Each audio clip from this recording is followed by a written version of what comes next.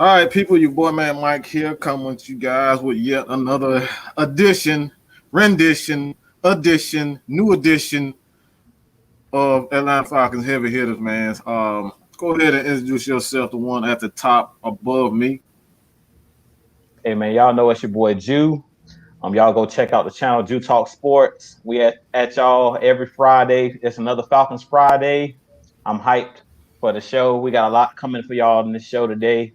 We're gonna break down some things coming up for the game on this coming next Sunday against Seattle. Man, I'm extra hyped. But y'all definitely go sub the channel Jew Talk Sports on YouTube. Y'all go sub the channel, my new channel, Atlanta Falcons Nation. Go sub my boy below me, Mad Mike. I'm gonna kick it back to y'all, man. Hey, man, right next, I gotta get right, the guy right up top in the gray shirt. Who you be? Hey, what's going on, y'all? My name is Big Low Country, new to the Atlanta Falcons Nation family. Y'all check us out. Got our new show coming up pretty soon, ATLN Sports Zone. We're going to be bringing y'all a lot of hard-hitting Atlanta Falcons news and facts. Y'all check us out. Holla at my boy down here. What you got going on, bro? Hey, it's your boy Kev, a.k.a. K-Styles. Hey, new member here, man. Let's get it. Oh, we gonna give him a channel too, right? He's the rook right now. He's the rook right now. I'm working on that too, so don't worry about it. Just hey, we got it, man. You got it, man. And we're gonna add a next episode with it too. Hey, man. Look, man. I guess we'll get started with training camp, man. Good God, it's a lot of battles going on in training camp. I think today, if you guys can correct me if I'm wrong, but JJ Wilcox got released, man. Yeah, JJ Wilcox got released. What you guys think about that, man? Man, that's tough. We go JJ Wilcox. Hey man, that's tough, man. JJ Wilcox being cut from the team, that's tough, or being released. I was really hyped when we got him just for the mere fact that he's a hard-hitting safety. So I think that's more got to do with we're so deep at that position. I've talked about it before. The kid, Jalen Hawkins, I heard he's turning heads. He's one of those guys that's developing. Of course, we got still Ricardo Allen, Keanu Neal coming back from injury. So it's just so many guys at that position. And I think that's more of we have so much depth there. We could possibly bring them back during the season. God forbid if somebody goes down with injury. But, I think that just has more to do with that's how much wealth that we have at that position, man. When you have, a position that's a log jam like that, we got all of those great players, all those great safeties. It's only so many positions. And that's why I talk about all the time. If you can be versatile, that's big, man. Like Ricardo Allen, he's one of those players that can play cornerback. He can also play in the box. And with JJ Wilcox, he's mainly a safety. He can't play cornerback. So I think that's the biggest issue with JJ Wilcox is he only can play that one position. And we got so many great players at that position already. So we really didn't have a choice. And this 53-man roster that's coming out tomorrow, it's going to be tough, man. A lot of these players, it's probably going to be a lot of cuts that's going to surprise us. So I'm not really surprised with that cut. Mm-hmm. Yeah, man. It's real tough because it's like, I was real excited about JJ Wilcox. I actually met him a couple times. He's from, from around my hometown. That we played at Georgia Southern. So he's real cool people. But it's just like you said, Drew. It's one of those situations where our depth is just we just have too much depth at that position. So unfortunately, there's nothing that we can do. I definitely think he could be a guy that we could bring back since he already knows the system and. We're already familiar with him and he's familiar with our coaching staff. But, it's just one of those things you really hate to see it because, we always get attached to these guys, Woo, boy. Hey, man. Woo. Before I even get started, man, shut your damn mouth. Ain't nobody asked you to talk yet, man. You gonna have your chance to run your mouth and tell your jokes, okay? Okay. What we gonna call him? Let's call him. How y'all arguing? I just getting in here. Hey man, this was Boiler Travis, man. Go ahead and introduce yourself to the people, man. Hey everybody, this is the Travis, aka LT. Gonna be the funniest man you know on this joint. LT. Yo ass, I got that Hey, name man. in high school from my defensive line coach because he considered me as a Lawrence Taylor. So that's how I got it. So we're gonna call you a head buster. Ooh, I like that. Man. Either that or a crackhead. No. My bad. You ain't hear me say that. Yeah, did you have to go that far? You ain't hear me say Hey, that. I mean, let me say this. Hey, If it have catapulted me to the NFL, I might have done a little coke on the sideline, you know. Hey, man. Hey, you and everybody else. You right. Hey, Hey, what you rather be doing? Like, I mean, you watch Joe Jackson beat his kids to fame, so I mean, it's all working. Hey, something got to work, man. You're right. But you say about JJ Wilcox, yeah, that's that's a tough cut. Like I said, we could have used that veteran leadership as well in that position group. But like you said, it's too many athletes, too many ball hawks. And like you said, with Jalen Hawkins showing out like he is, it's kind of tough for him to get a spot and get some playing time like that. Mm-hmm. About plain and simple as I can put it.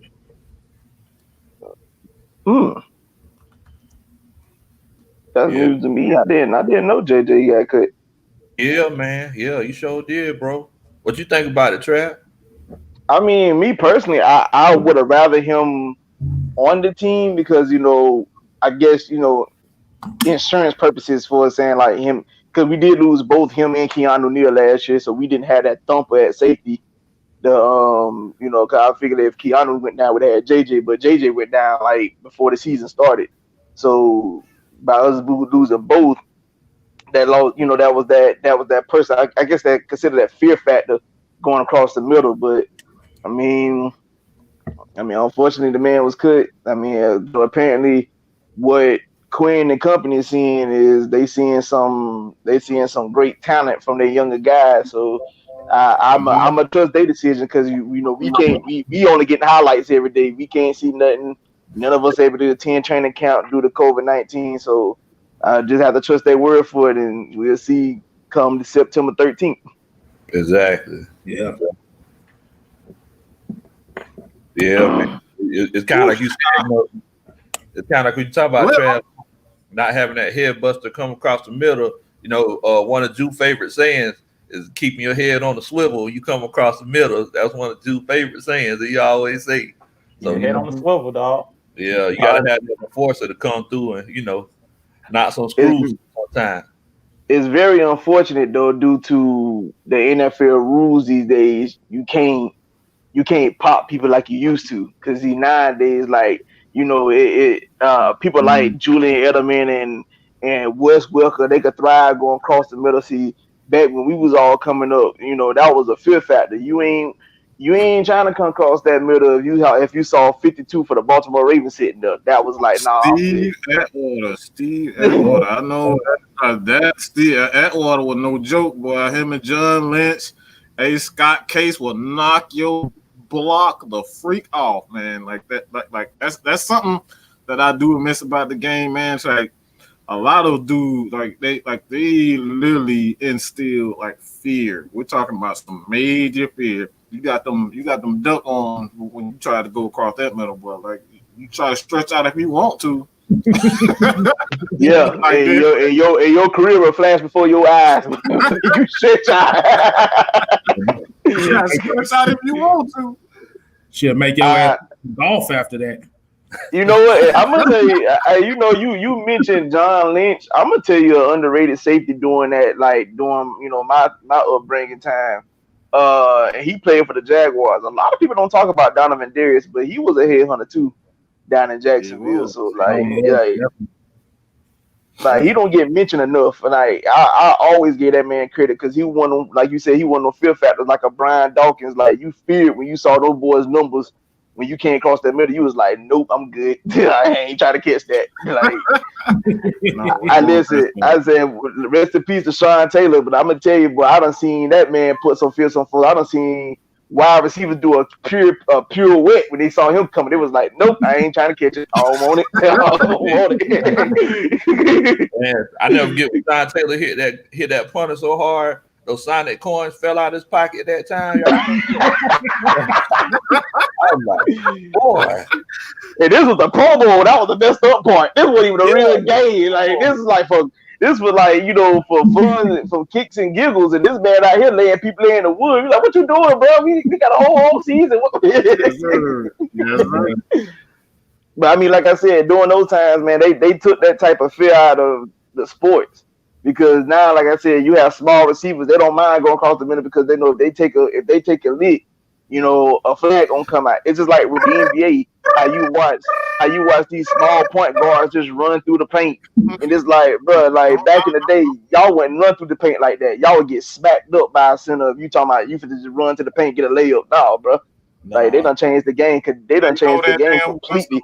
They know they're gonna get that whistle. That's why they ain't good. That's why they happy to go across the middle. They know that whistle's coming. Even if you near the hill, man, that whistle that damn flag gonna come out with the quickness. And that's the sad part. That's the sad part. What you just said. Even if you near the helmet, the flag coming out. Like it wasn't even a helmet hit. But if you near it, flag coming out, you're like, come on, bro. Yeah, come on, can we play any type of football? They're gonna have a flag man.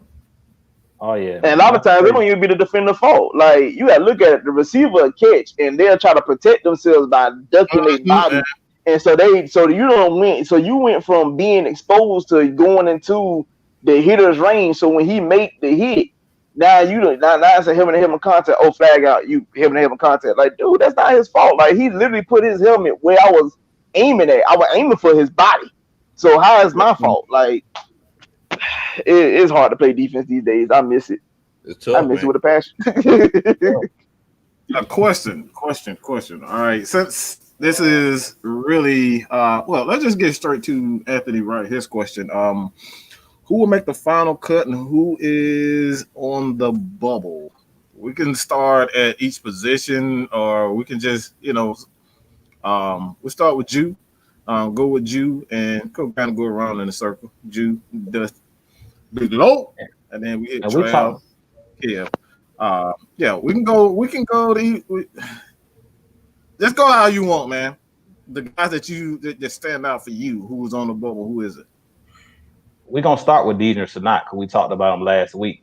Deidre Sanat is one of those guys that he's on the bubble. He's on the bubble now. He might be saved, and the reason he might be saved is because Marlon Davidson right now is injured. So they might keep him on the squad as an insurance policy, kind of like my man LT was saying down low, talking about JJ Wilcox last year, how he was supposed to be that insurance policy for Keanu O'Neal, but both of them end up getting hurt. So I think the same thing with Deidre Sanat. Deidre Sanat is one of those guys that's on the bubble. I hope he stays on the team for the mere fact that I want to see what he got. I told Mike, we talked about this on the show, off the show. I want to see what Deidre Sanat has. So before I say he trash or before we cut him, I want to put him out there on the field in game time. I don't care about necessarily what he's doing in practice. I want to see him when the live games start. What does he do in the games? Because sometimes I've talked about it before. When the bright lights come on, some guys perform better in games than they do at practice. So he's one of those guys that I want to actually see during the action. Let's see what he can do because we know one of our biggest weaknesses is stopping the run. That's been one of our biggest weaknesses down the stretch over these past 2 seasons. So I want to see what Deidre Sanat has. He's the number one guy for me. That's kind of like a borderline type guy. Another guy out there as the cornerback is Jordan Miller. I really don't know what he is. He has that 4-game suspension. We all know that he, I guess PED use or whatever he did, substance abuse. So I really don't know what he has. He's another guy that came in with Isaiah Oliver, and he came out of the University of Washington. And that's the same college where Desmond Trufant played at, and usually they have pretty good defensive backs. So he's another guy that I really don't know what he is. I haven't seen enough out of him. I seen him in preseason last year a little bit, but last year he didn't really get no playing time. He didn't get no burn. So I really don't know what he is. He's another guy that I feel like might get cut. And the reason I think he's going to get cut is because the cornerback position is so deep. Like, you're not cutting Bleedy Way Wilson, who balled out against the 49ers last year, over somebody like a Jordan Miller, especially because he's already got that 4-game suspension. So I believe he can kind of be off the actual radar far as Jordan Miller, for the mere fact that he has that suspension. So I think he doesn't have to count against the 53 because he's suspended. So that might end up saving him. But if they feel like he ain't showing out in practice, they might end up saying, let's just cut him because we're so deep at corner. We got him, we got Josh Hawkins, we got so many guys, man, so many guys at that cornerback position, and we deep at that position that I see like he might be one of the guys that's definitely getting cut. I don't even know if he's on the bubble. It might be a wrap for him. But those are the two guys that I feel like are the guys that I know they're both on the bubble, because we already know Deidre Sanat, Dan Quinn really doesn't trust them. So with us having John Kaminsky, Alan Bailey, both Davison brothers, Tyler Davison and Marlon Davison in the middle, Grady Jarrett, that's 5 guys right there that can man that nose position or the 3 technique. So, I think it might be a wrap for Deidre Sanat too. But I don't want to take all the time, so I'll throw it to y'all. No, I'm gonna touch on 2 things. Number one, because you brought up Sanat. Now I've been trying to figure out what did we draft Sanat for, because the dude wasn't the biggest defensive tackle as it is. So like, what was his main objective? Was he supposed to be like a pass rusher, or run stuffer, or what? Because I mean, you gotta look at it. For him to be playing in the NFL as a defensive tackle, you gotta have some type of size on you. He already lacked in height as it is. Like, heck, he looked like he's my height, to be honest with you. Heck, Mike might be taller than this man. Let me answer that real quick, because let me just answer that real quick. Deidre Sanat was supposed to be a more athletic nose tackle. He wasn't supposed to be a 3 tech. He's not supposed to be anything other than that. He's supposed to be an athletic nose guard, a 0 or 1 tech, a 2 tech. Like that's a 0. That's what he's supposed to be. So it's like, people expect him to be Grady Jarrett. That's not why he brought him in. They wanted him to be a more athletic, like pretty much like Tyler Davis. Tyler Davis is not overly, athletic, but compared to, other nose tackles, 1 tech, 2 tech, that's what he's supposed to be. That's what people realize. And when a lot of players are playing, when a lot of teams are playing more big nickel, Deidre Sanat values goes down. So that's what he's supposed to be.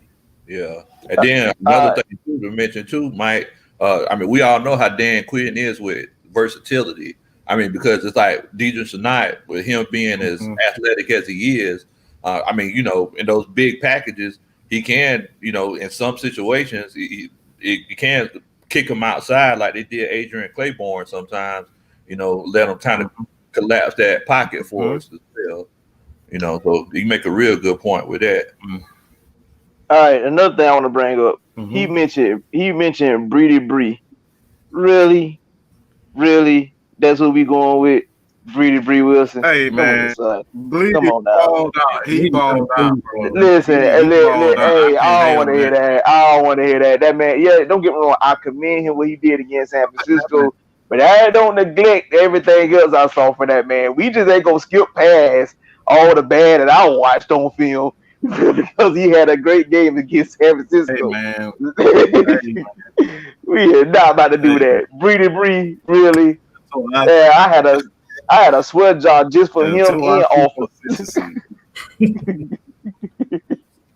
I agree with your opinion. I agree with you. We're not doing that.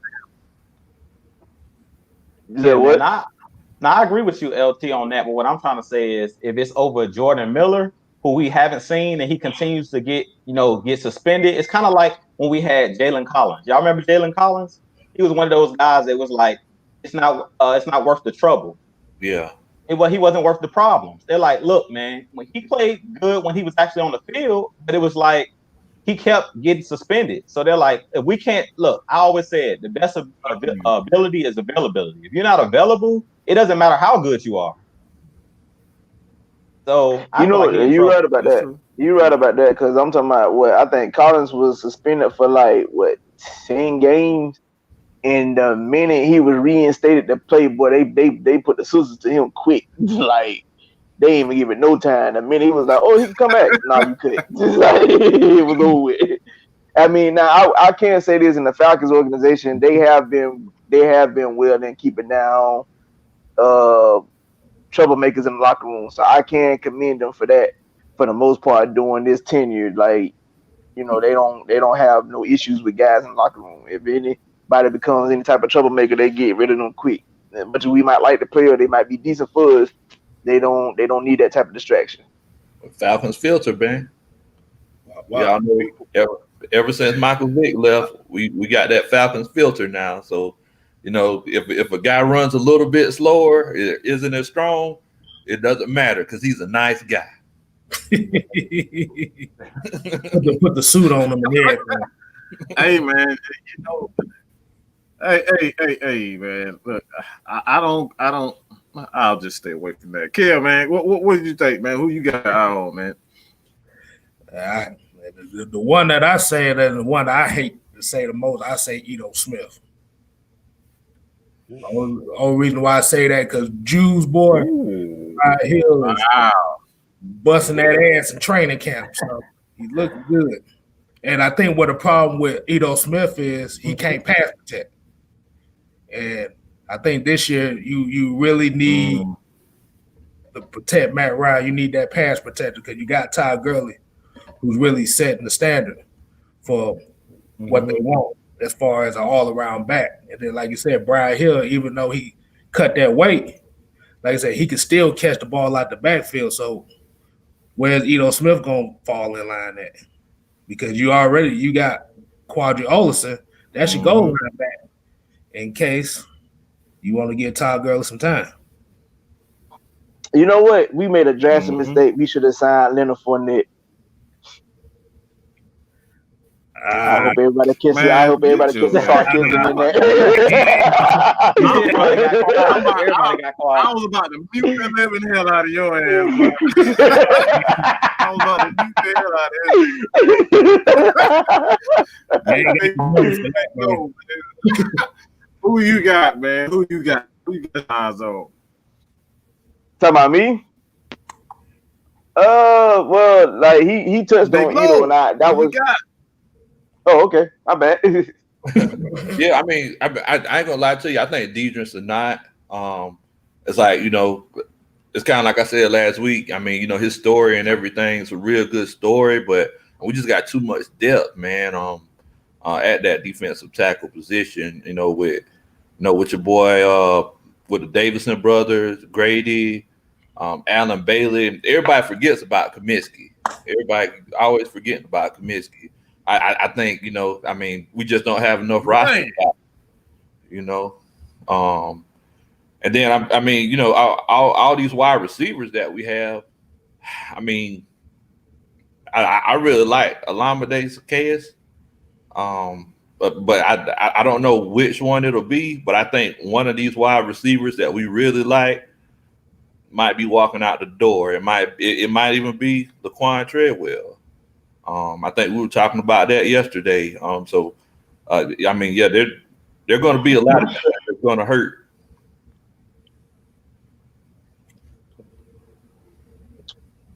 Okay. All right. Anyone got one more? Anybody got one more before I get mine in? I'll come out and say I do. I think the guys that y'all had untouched on, I agree with. I think Ito was high on my radar by being cut. Treadwell could be a possibility. I mean, I understand we brought him in as a big receiver, but he hadn't panned out his whole career. And I mean, I'm not saying like the guys like Olamide Zaccheaus and Christian Blake. they might overtake him. I mean, like I said, I feel like it's still a battle, but at the end of the day, like I mean, I'm pretty sure like Matt, like one of those guys. You know what I'm saying? Like I mean, he did have a deep ball pass to Zacchaeus last year That's a against key Carolina. word you just said. That's a key word you just said. I love what But you just said. I love what he didn't say. He did not say the offensive coordinator. He said what Matt Ryan likes, and that's going to be the key. Whoever Matt Ryan likes to throw to, it doesn't matter what we think about Laquan Treadwell. If he thinks if he likes to throw the Laquan, if he likes to throw targets, that's what you're going to see. It's like when you look at Matt Ryan and his career, he's always liked to throw to bigger receivers, and I think that's going to play a huge part. Like I really think that's going to be a huge part in as far as the receivers is concerned. And might be right about that, Trail. Like I think that when you look at it, I even hate to say this, but I think when it all comes down to it, man, it just doesn't have enough chemistry and time to work with Corn, and that right there in itself, I think that puts him at a disadvantage. And man, you know, you read my mind. I think like that's right. that was exactly the word I was. That was exactly what I was looking for. Chemistry, because Matt thrive on chemistry. He loves chemistry. If he could be in sync with you, he thrives at best. So like that's gonna be very telling. And like I said, with Christian Blake and the Illuminates of Kids, they have already a year's worth of work under him. Beats that Treadwell just got signed 6 months ago. So we don't know what you're gonna bring to the table. But like I said, Matt got chemistry with the other guys, so I mean, I don't know if they did their little workouts in Cali. I think I seen a report that Matt did his normal workouts in California, but I'm not sure. I think they did because Julio was there. Yeah, I think they did because Julio actually showed up this year. He missed the last couple of years, so Julio came this year. So I mean, if Treadwell if we didn't have him already, and like Zacchaeus and Christian Blake was there, then that already puts him behind the curve because he don't have that chemistry that Matt would like. Oh, I'm so sorry. But some big news out of the NFL just happened, man. What? Josh Rosen just got released by the Dolphins. Yes, it just got released, man. Adam Schefter, the Dolphins are releasing Josh Rosen. I apologize for interrupting, but yeah. Hold on. So they kept Fitzpatrick. They kept Fitzmagic. They kept Fitz pick six. They kept that's what they kept. I'll call him 2 game fit. Yeah, that's all he needs. He's good for 2 games. I call him shit's magic. Like he never play like shit. Hey man, I don't know. See, oh boy, this is why the Patriots have won every single year. Every single year, they are going to continue to win because of dumb shit like this. Like, I'm sorry, Josh Rosen has room to grow. He has room to grow. Ryan Fitzpatrick is going to get as good as he's going to get. Give the guy as a matter of fact, giving him anything to work with. Isn't this Josh Rosen? What this was be Josh Rosen? What 3rd season in NFL? Yes. Third. Yes. And you kept Fitz Magic. Jew man, let me. Yeah, man. Jew, let me. I want to hear what you got to say about that, Jew. What you think? Hey, man, that tells me one thing. Tua's healthy. That's what I've been hearing. I was hearing this since yesterday. They were talking about Josh Rosen was about to be on the move, that they were trying to trade him. And can I touch on one thing real quick, Mike? Because this be pissing me off. I want to touch on one thing. It's not even about the Josh. It's not even about the Josh Rosen thing. But I want to talk something about say one thing, and it's referring to, and it's gonna come out of left field, but it's referring to Vic Beasley And when players are trying to be traded, Yannick Ngakoue and all these guys, Leonard Fournette, when they be talking about no team want to trade for them because they don't want them, that's not what the problem is. It's not that they don't actually want the player. It's that if they know the player is about to be released, why trade assets for somebody that's about to be released? Like everybody knew we weren't going to re-sign Vic Beasley. So it wasn't that at mid-season when they were like, nobody wants Devontae Freeman. Nobody wants Vic Beasley. No, nobody wants to trade assets for this particular player because if nobody wanted him, they wouldn't have signed him. Tennessee turned around and signed him. So it wasn't that nobody wanted him. The same thing with Josh Rosen. It ain't that they don't want him. This is just showing me that Tua is ready to take the keys to the car. And they're basically saying, we're not going to waste any time keeping it because they know Josh Rosen doesn't want to be a backup. So we don't have to deal with him in the locker room. We're going to go ahead and move on from this guy. That's what it's saying. It's not an indictment against Josh Rosen. Like people want to say Josh Rosen's trash. He's not trash. The problem is he doesn't have the keys to that car no more. They're basically saying you're not the franchise guy. Tua is our guy. So we can put less pressure on Tua. We're going to go ahead and move this guy so Tua doesn't have to worry about this guy behind him. It's the same thing with Matt Ryan. It's the same thing with Matt Ryan. Like, go ahead. I was about to say my issue with Toucan Sam is the fact that he has not had no continuity in his career. Like you got drafted by the Cardinals, they trade you. You tossing up starting jobs between you and Fitzmagic. Now you got cut. So now it's like, like I said, he don't have the necessary he don't have the continuity in his career. He haven't even been able to learn a playbook for a full couple seasons before somebody done outed him on a team. So now my next thought process is who's willing to sign him? Like what team is willing to bring him in and let him learn? Now me personally, I might sound crazy, but this idea popped in my mind. I would say Indianapolis. Learn under Phillip Rivers. I mean, he on his last leg. He got 20 kids at the house. Just let him learn. You learn from under him, and then you hand him the realms of the franchise and go from there. That would be my thought process. But I work on trucks, so I ain't a GM. I got a question. I got a question for Lowe, man. I think this kind of goes into what they were saying about quarterbacks, man. Name quarterbacks who have pretty much not lived up to the hype the first couple of years, and then they get with the right they get with the right coach and team scheme, and they end up being something. Sam Bradford. Oh no! Hell no!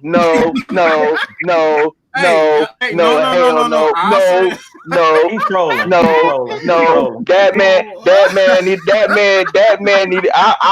I need the IRS to go to this man's house and arrest him for fraud. All that man did was steal his whole career. I'm still trying to figure out how this man kept getting $25 million contracts after that crop he been producing on the field. I need his agent. Somebody to work out me some contracts to get me big money because that man ain't did nothing his whole career. And all he got was $25 million, $1 million. No, Bradford is not one. He trash. I tell you what, if you look at Sam Bradford's career, so the first 2 years he was hurt, correct? And then I know that he changed. I think he changed offensive coordinators 3 years in a row. And now we all know how every time Matt Ryan changed offensive coordinators, that next year the production dropped. So he finally had an offensive coordinator for 2 years, I believe, when he went to Minnesota. He was like a borderline. He put up the numbers until he got that knee injury. Until that knee injury, that man put up numbers. Sam Bradford put up numbers until he got injured. Go look at until he got injured. Sam Bradford did numbers. Yeah, go look at his numbers. That's the truth. Hey, we got Google. Yeah. You can Google that yourself. Right? I don't need Google. I don't need Google. I am NFL mobile. I don't need Google. Bottom line is, I don't care what y'all say. The Bradford just did not do that. If that was the case, why can't Keelan have his job? Why can't Keelan have his job? Man. Why can't man. Keenum had a job? Kept getting hurt. Marcel. Hey, man, look, man. He kept getting hurt. I mean, but like as far as like Josh Rosen, though, I mean, it's like I think one of the biggest reasons they didn't keep him on the Dolphins. I mean, because when he gets drafted in the first round, correct? And it's mistaken, yeah. Yeah, he's getting to that third year. I mean, who's more affordable, Josh Rosen or Fitzmagic? I mean, so I mean, you mean Fitzpatrick? At the end of the day, I mean, it was just dollars and cents, man. I mean, it's like just like Juice said, it's obvious that Tua is healthy and he's going to be Russell Wilson Jr. moving forward. I mean, why have another guy coming up that's going to, you know what I'm saying? Two guys. Why have two alpha males on the team whenever we can just get rid of one of them and save some money? So who's going to be the starter for Miami week 1? Tua. All day. I think Fitzpatrick probably be the day one. I about to say I put 20 on. I put 20 on Fitzpatrick. You got Yeah. I mean, if Fitzpatrick is starting, he just warming a chair for Tua. Tua eventually gonna take over, so he ain't doing nothing but warming the seat. You know, he know that. That's all he been doing. Let's pause real quick. To Kelvin, no, we don't need him. No, we don't need him. I got it. I want everybody. I want everybody's opinion on this, man. Hey, let's go, Kill. Let's go to Kill, man. What you think about this, man? Can you see your ass letter, man? Like you said, the problem is, like I said, Ryan Fitzpatrick will start. But like you said, he just warming up the chair. I mean, you already know Fitzpatrick's only good for 1 or 2 games. Then that third game, he's gonna play like absolute garbage. Hence the name Patrick, as I agree with LT on that one. But like I said, Tua is the future. I mean, it's kind of hard. You got cut the next year. You got drafted, then got cut by the next team. I got $20 on Fitzmagic throwing a pick 6 first game. He pro for one. Man, you pro for one. You gonna bet about a damn idiot. He pro. He gonna give me one. Gonna bet that. Who the hell? Hey, look, man. Look, we're not talking about that no more. Let's not talk about Fitzpatrick again. All right. Let's go. Look, I'm going to take this question because this been burning me up all freaking day. I've been seeing this for the last couple of days, and we're talking about Mohamed Sanu coming back to the Atlanta Falcons, man. Hey, man, y'all can go in order, but this is something that I gotta address. And Falcons, look, shit, we got 52 people in the chat right now. I might about to hurt y'all feelings. All right, I might just be about to hurt y'all feelings. No, don't do it. Please don't do it. I'm so sick. I'm so sick of you guys. Every time we let go a guy who's clearly his best days are behind him, we trade him away, we release him, or we don't resign him. Y'all are the first people to say that we need to bring him back. Why in the hell do we need to bring back Sanu? What is so good at? Running a wildcat? Bro, we can get that. We can get Chris Rowland to do that. We can get Ty Gurley to do that. Ty Gurley did that in Georgia. We don't need him to do that. We don't need him to throw the damn ball. We got 3-4 quarterbacks. Bro, like the Travis, shut up. Shut up. We're not doing that. I'm so sick. I'm so sick and tired of Atlanta Falcons fans wanting absolute trash, man. This man can't run a goddamn 4.7 flat, and we want him in the damn Atlanta to basically be Michael fucking Thomas. That's what we want him back. He's a Michael Thomas at this time. He can't separate. You got to call plays. That was the reason why they got rid of him. That Hooper got so many catches last year. As he could not open. Muhammad Sanu could not get open. This is what we saw on film. The film doesn't lie. He's slow. He can't get open. So why do we always got to go in the trash? Every time somebody is released, we got to go in the damn dumpster and then look for some goddamn food like we fucking homeless people or something. Stop it, people. We got young bulls. Let these young bulls do something. Let them prove something before we sit up here and try to go back in the damn dumpster looking for tater tots or something. Shit. Ain't no damn tater tots in there. It's old ass molded bread, okay? Old ass molded bread. That's what you're gonna get when you shopping in the damn dumpster. Stop it, people. All right. So whoever want to go from there, like go, man, because I'm so fucking sick and tired of making videos about Muhammad fucking Sanu. Let's make some damn. Let's make videos about how. Let's talk about how he can do something. Let's talk about how. Everybody know who I'm talking about when I say that. Let's see what he can do. Why do we always gotta shop in the damn dumpster for people that we already know who he is? We know what Muhammad Sanu is. Now, we don't know what Russell Gage. He could be much better. He could be much better than Muhammad Sanu, but you guys don't want to give him a chance because you're so stuck in the damn past. Now, the bread that you speak of that's molded, is it Captain John bread? Because I like Captain John. Really? Hey man, look, that shit is old as biblical time bread. All right, we're gonna talk about that. Those some biblical time bread, old as molded on top of the mold. That's you said biblical. That is. You said biblical, so Jesus did feed 1,000 people with loaf of bread. Biblical mold. We're talking. I'm just so sick. I'm like this. I'm just sick. I'm so sick.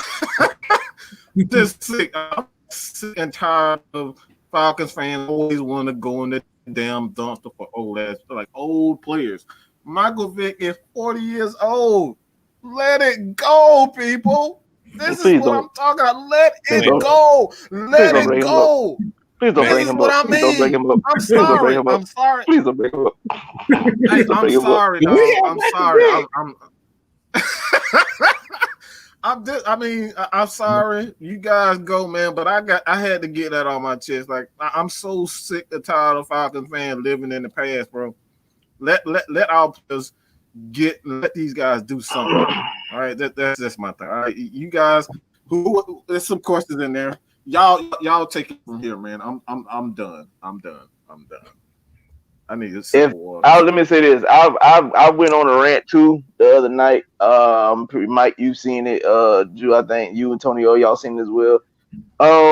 My thing is, because I got DM after I made the video because somebody said they felt like I was speaking on them, and I was like I was speaking on the fan base as a totality because every time it seems like somebody gets cut, like you said, they want to bring him in. They cut Earl Thomas. Let's bring Earl Thomas in. We already got safeties. Plus, he's stage 3 cancer. I don't want him on my team. As of right, if you would have said 2014, I probably would have took it. But now that man's cancerous. I don't need him in my locker room.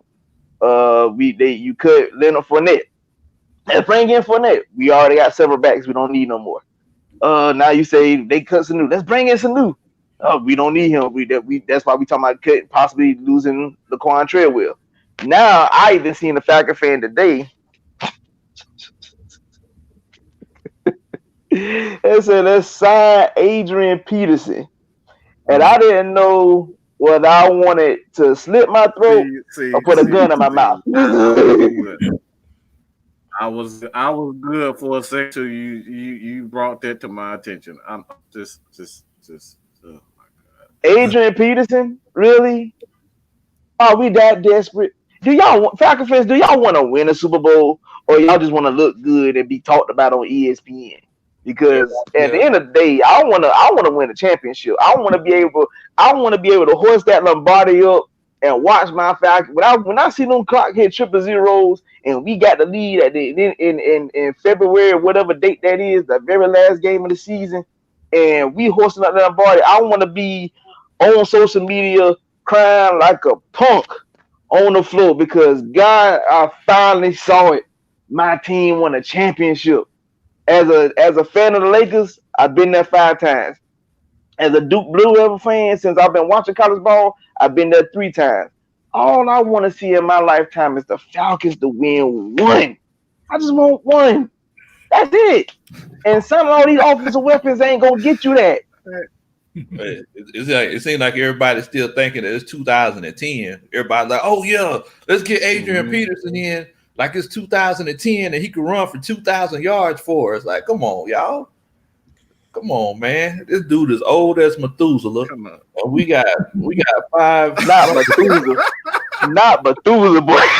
You know what Methuselah, man. I mean, come on, y'all. Man said Methuselah, bro. Y'all legitimately want to. That's what I mean, though.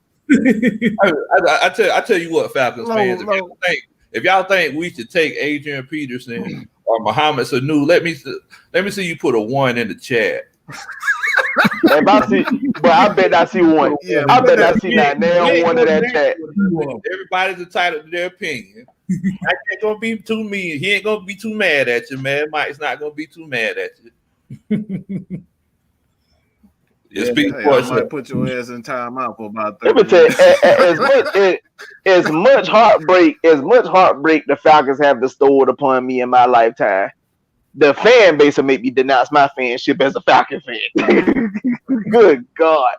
Like, that's how bad it done got. Like, I used to hear people say Falcon fans was annoying. I used to think they was just crazy. I'm like, bro, we not annoying. We don't even be talking like that.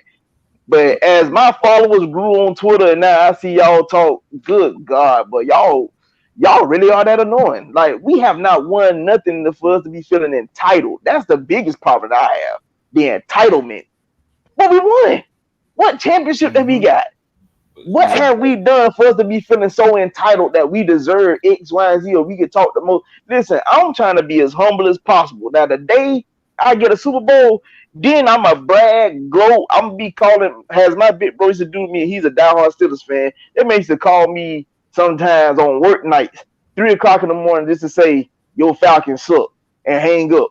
So I want to return the favor just to call him at 3 a.m. and say, Super Bowl champs, and hang up. I'll be glad to be able to do that one day. But until then, I'm trying to be as humble as possible because I don't have a championship. I don't. Philadelphia got a championship before we did. Like, come on, bro. I want a Super Bowl at the end of the day. I need that championship. You can't that, man. You can't fall in love with old hoes. Go ahead. So you can't fall in love with old hoes. You can't, man. You said they, like I said, you fell in love with them when they was prom queens and stuff like that. Now she got bullet holes in her, and you want her back. Now that motherfucker said bullet holes. He said bullet holes. A couple stab wounds, so C-section scars. And a whole bunch of tattoos that mean nothing. But like Mike said, you gotta let the young guns eat. Yeah, we gotta see what they made of. Mm-hmm. Yeah, man. And what they want to do. They want to be this year. I mean, you bring back Sanu, you might as well put sand on the field and let everybody run. He'll catch up with everybody. While we at it, since we're gonna bring back some Sanu, let's see if we can get Ryder White out of retirement. See that? Complete silence. We're not doing that. Hey, Jude. Let's see what Michael Turner up to. Let's talk about this running back. No. We ain't gonna do that, man. Let's get into this running back by committee, man. Like I want to know what everybody's order. Who would you see get majority of the carries, and like how would you? If you're the offensive coordinator, how would you really kind of control the running back situation? Like who's going to be the third down back, who's going to be the lead back, and who's going to be that change of pace back? Like, who would you do? What is your order? I guess y'all waiting on me, huh? Okay. Juke. So that order, y'all already know, man. Juke, come on, man. Juju on that beat. Hey, you already know, man. You already know Let that be the first and last time you say that on this live. You already know who the number one running back is. Todd Gurley. Todd Gurley is the star. He Michael Jackson and this the Jackson 5. We already know it's his show. It's gonna be Todd Gurley. The second running back is gonna be Brian Hill because Brian Hill has been killing everybody at camp. 3 is Ito Smith. I told you guys we need to use him just like the Patriots used Devin White. Use him out of the backfield to catch passes. Don't have him running up the gut. Don't have him out there blocking because we've seen what happened. We played the LA Rams last year, and he was trying to block a middle linebacker coming with a full head of steam. I don't know why he was in the game to block and try to pick him up, and why he didn't try to cut the linebacker and try to block him up top, end up getting a concussion or a neck injury. So, and then it's Quadri Olison. Y'all know Quadri Olison is basically the goal line back and short yardage back. But I really think that Quadri Olison is not going to see a ton of carries because once we get on the goal line, we know that Todd Gurley is going to be getting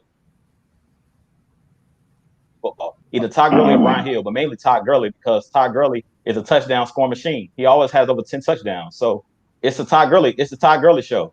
I think they said Todd Gurley's going to get anywhere between 15 to 20 touches in a game, and that's out of the backfield as well. Like a lot of people, I think what they're missing is Todd Gurley is dynamic catching the football as well. And that's what a lot of people are sleeping on. He's not just one of those old school, you got to hand him the ball 20, 25 touches. He's one of those guys like a Marshall Faulk.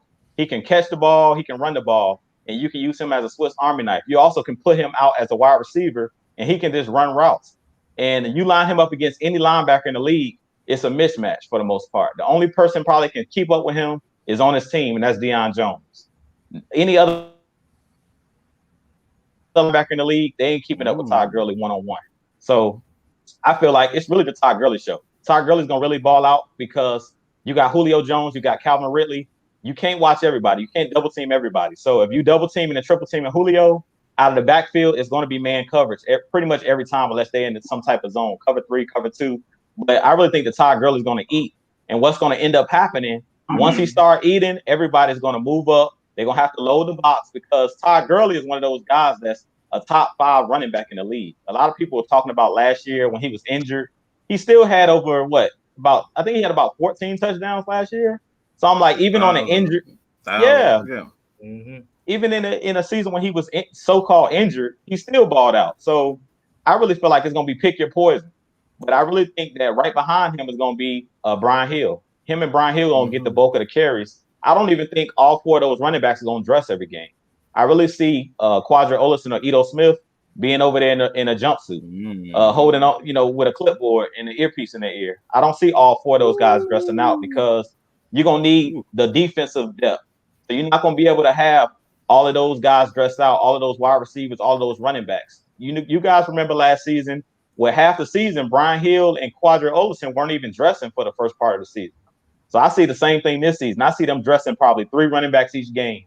And then it's going to be somebody's going to get the short end of the stick. So really, when you get out there, you're going to have to ball out. Like Ito Smith, Brian Hill, and Quadri Olison, those guys are going to really have to show what they got. Because if they don't ball out, and I really think it's Ito Smith and Quadri Olison, because I think they've seen enough of Brian Hill in camp in preseason last year, and then the opportunities that he got last year, they see what he can do. So the guys behind Todd Gurley and Brian Hill, those are the guys that's really got to show their stuff. Because Ito Smith and Quadri Olison, they're going to have really limited touches. I mean, talking about like maybe 3 touches, if that. Because if Todd Gurley is going hard and he's running hard and averaging 3-4 yards a carry, they're not going to pull him off the field once he get going. So good luck for Ito Smith and good luck to Quadri Olison because I don't see them getting a lot of time unless somebody go down with injury. Big low, and then we go to Kevin. Man, I ain't gonna lie to you. And this is if I was Big the coach. low, and then we go to Kevin. Yeah, if I was the coach, I personally think what I would do is I would let Gurley run on 1st and 3rd downs. I have him on the field on 1st and 3rd downs, and then I'll put Brian Hill in on 2nd downs because we all know about the arthritis in Gurley's knee and everything, but I mean, we just want to limit those touches. I would bring in Ito Smith, every now and then just to get everybody else a breather. I think if they do dress Olsen out, I think it might be a situation where he may play on special teams or something like that. But for the most part, just like we were talking about last week, fellas, I think he's going to be a hamburger eater on the sidelines in the jumpsuit.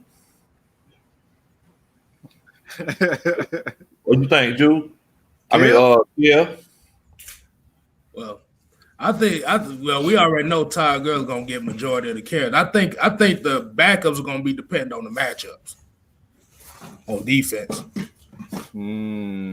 Because I think the guys are interchangeable, and then you have, like I said, I think all our backs are versatile enough to be like difference makers in different matchups against different teams. Because, like you said, you might have go against a smaller defense, Quadri Olsen or Brian Hill might go off in the game. You might go against a bigger defense. Damn, Brian, it's just there. Mm-hmm. I'm about to say, what we got, LT? What you got? Try. I mean, at the end of the day, like I agree with most of y'all. I mean, I agree with most of you guys, what y'all already said, because you already know Gurley gonna be our workhorse. As what's the name called him? He's our Michael. So I would go with the same order. Gurley's our Michael. Brian Hill gonna be Tito, and Olsen is gonna be a toss up between who's gonna be it's gonna be a toss up who's gonna be Latoya. I don't know if it's gonna be Olsen or Ito. It might be Ito more than anything because of the fact that Wow. What? So ain't nobody gonna be Jermaine Jackson. Right. Ain't nobody gonna be who? Jermaine Jackson. I mean, well, whoever get the third spot permanently, they'll be Jermaine. And then, of course, the fourth person gonna be Latoya. We ain't gonna say you Janet, because Janet's a superstar. We don't know what Latoya do. But but at the end of the day, like, I mean, that's how I look at it. I would feel like the bigger backs would get more of our touches compared to Ito, due to the fact that, like I said, Ito's size is really fit to hurt him in this situation. Like, of course, he has had his moments, but we need somebody that's gonna be able to take. We need backs that's gonna be able to take that pounding. And with Gurley, Brian Hill could do it. Quadri Olsen could do it. So I said, like, in my humble opinion, Ito looking real Latoya-ish right about now. So yeah, hence him possibly might even be cut. We don't know. They might throw him in practice squad. Still don't know. We'll see how that goes. I think he made an accident. Well, I kind of. Yeah, you got that right, man. I think honestly, man,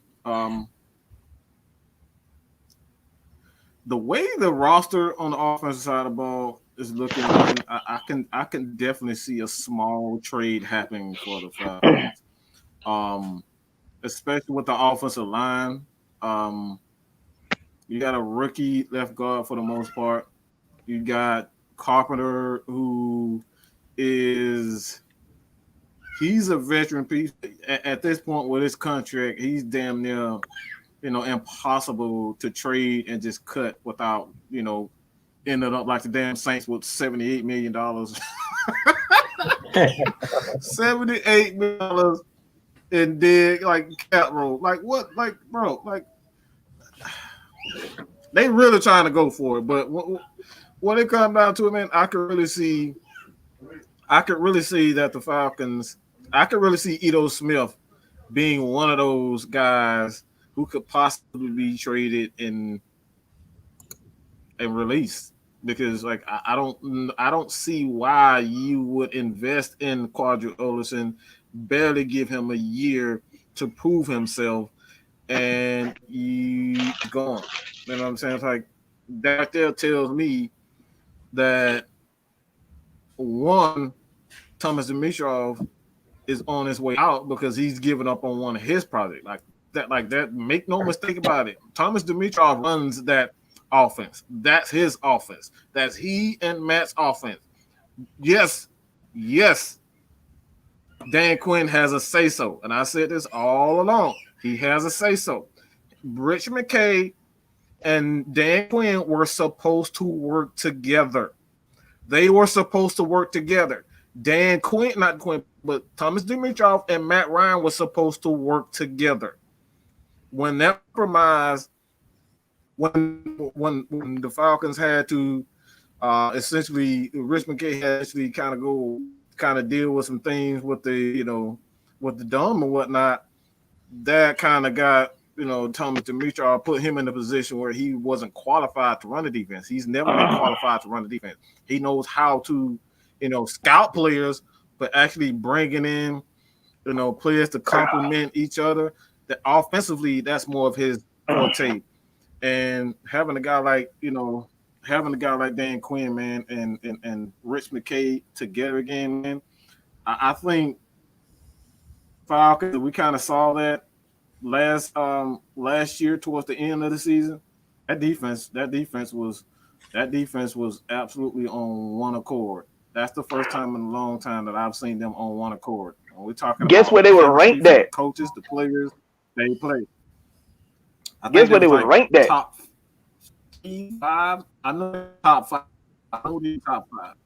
Our defense was actually ranked top. No, I'm saying like the last half of the season, our defense was actually ranked top 5. Right. I know, and see, that's why I have high hopes for this team, because the chemistry. We talk about chemistry all you want to. This, like I said, this is the first time that Dan Quinn has had a guy with a defensive mind. Make no mistake about it. Rich McKay was an intricate part of that Tampa defense when he was with Tony Dungy. Tony Dungy created that shit. Tony Dungy and Rich McKay, they created that defense. And Mr. Oakland, now Las Vegas, he was just a pawn. He just came in and like a trick in the night, stole the money and got the hell on. Like that's what he did. Like that's what he did. He was not one of those guys that can build a team. And you see it right now in Las Vegas. They don't know who the hell they want to keep. They don't know who they want to trade. They don't know what he has no clue what he want to do right now. You know what I'm saying? So you talking about the Gruden grinder? I'm talking about the Gruden grinder. Yeah, that sorry sack of crap. He's the most overrated guy. Like he knows quarterbacks. That's just all he knows. He don't know how to pick them. I need his agent. I need his agent too. I need his agent too because he stole $100 million. Does Gruden really know quarterbacks? Like when we asked, because Brad Johnson. I'm talking about X's and O's. Yeah, you're right. X's and O's. Yeah, because all the quarterbacks he had, they ain't really. I ain't seen none make the Pro Bowl. Hold on. First of all, you talking about he know quarterback. I clearly remember him having a quarterback by the name of Chris Sims, and he was trash. Let's not say that. Let's not say that name again. That and he got the nerve to be writing articles about what Matt Ryan should be doing. Like, man, you don't sit your ass down. Bruh. What the hell have you ever done? I really be looking at say what Matt. Hey, some people are better analysts than they are players, man. He better. He ain't neither. He ain't neither. He ain't neither. He ain't neither. He ain't neither. He ain't neither, dog. Well, in 2016, he did predict we were going to the Super Bowl, though. That I do remember that. When? I remember that, Chris, before the season started. Yeah, I can predict that. Yeah, look, a dead clock right twice a day. I want to hear that. I want to hear that. Hey, man. He's a glorified clipboard holder. Yeah, at best. He ain't even that. His brother, man, his baby brother looked better than him. Matt looked better than Chris at times. I want to hear that. That's the absolute truth. Yeah. And that's the absolute. Trust me, we got this. Why? I don't know how the hell YMF, whatever. I'll just call you Jamal, man. We definitely got some stuff coming for you guys, man. Trav gonna have his Big Low. He's gonna have his own show. Kill. He's gonna have his show, man. We got some stuff coming for y'all, man. So trust me, you're gonna see these guys a lot, and we're talking about a lot long. Like these guys are very formal. They know their football. We're not gonna give them bullshit. All right, that's what Falcons Nation is all about. That's what unintentional ground is all about. We're not gonna give you bullshit. All right, we're gonna give you the absolute truth. Because I'm tired of looking at the that I don't want to say it. I'll just keep it because I don't want to get sued. Don't do it, Mike. News article. I'm not gonna do it. I'll let that go. I'll just say this: we're tired of people with all this clickbait bullshit. Stop the clickbait and give people facts. If you don't, do it, we'll do it. Let me say this. Reason why we are created is due to the fact that not only the clickbait, but we want to bring knowledge to the Falcon fans. I understand a lot of people feel like we get disrespected. In hindsight, I tell them all the way how some folks react, we probably do deserve the disrespect that we get. But we don't get the love that we should via national media. Due to the fact that we aren't known for winning ways, but anytime the Falcons are mentioned, is always, even if it's a compliment, it's like a backhand compliment. I remember the year 2012 when we was undefeated.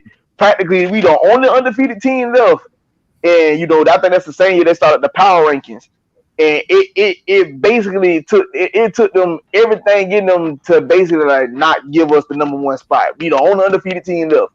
Won 3 games after being basically the only undefeated team left, and they did not want to give us that number one spot. They kept giving it to everybody else but the Falcons until it got to the point that they were like, all right, they undefeated, we ain't got no choice but to give it to them. Like that's basically how they do us.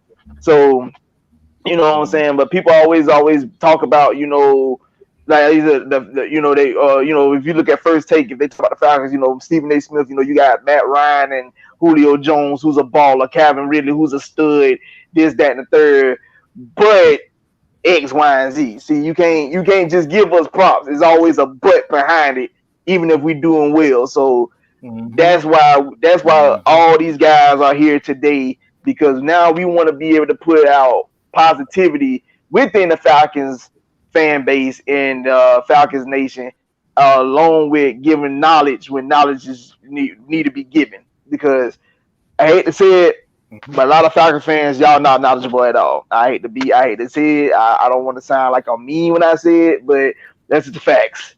Just some of the takes that I've seen on social media just be horrific. Prime example of that, a take that was used. With 1 minute and 36 seconds left, ball on your own 35-yard line, you got to get downfield to score. Who would you choose? And the choices was between Steve Barkowski, Chris Chandler, Michael Vick, and Matt Ryan, and folks really had the audacity, the unmitigated gall to say Michael Vick. And I'm over here like, why? Because I say, in case y'all don't remember correctly, you don't even know if Vick going to finish the drive. He might get hurt. Let alone not even the fact that he was fumble prone as well. Ankle injury. Exactly. He was fumble prone as well. So like you don't know, you would say Matt Ryan a choke artist, but the crazy part about it is Vic has 38 career wins as an Atlanta Falcon, but Matt Ryan has 38 career comebacks as an Atlanta Falcon. So that lets you know who's the better QB in this situation. Hell, I'll take Chris Chandler over him. I mean, I know people might be like, that's kind of disrespectful, but let's be honest here. After the missed field goal by Gary Anderson in the NFC Championship game, Chandler put on a massive drive to get us downfield to score that touchdown to tie the game and send it overtime. That was Chandler. I mean, the biggest difference between Chandler and Michael Vick is that Chandler actually knew the playbook. Oh, Michael Vick ain't know the playbook. Don't tell nobody. Don't tell nobody. They don't know that part. Don't tell nobody. Don't tell nobody that. And Chandler was sober.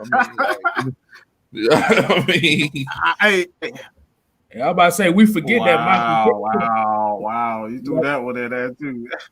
I'm about to say, we forget Michael Vick couldn't throw a short pass to save his life, neither. But I ain't never seen a man that be want to throw 90 He threw that 90 mile short per hour pass 90 miles fastball. an hour, boy. Exactly, boy. That man want to throw a 95 mile per hour fastball on a 5-yard outright. Like, boy, what is you doing? Bro, he's standing right in front of you. He's standing right in front of you. What are you doing? He's standing right there. You ain't gotta throw the ball that hard. Y'all can't tell me, y'all can't tell me that Alger Crumpler don't see a cardiologist, because I know his chest kept getting caved in. Big passes. Every time he had. Every time Vic threw a pass to Alger Crumpler, you heard that man pass fault. That's how you know you throwing the ball entirely too hard. Hey, you know that you start taping them hands up real quick. Oh yeah. Cause he had gel fingers after the game. That's why.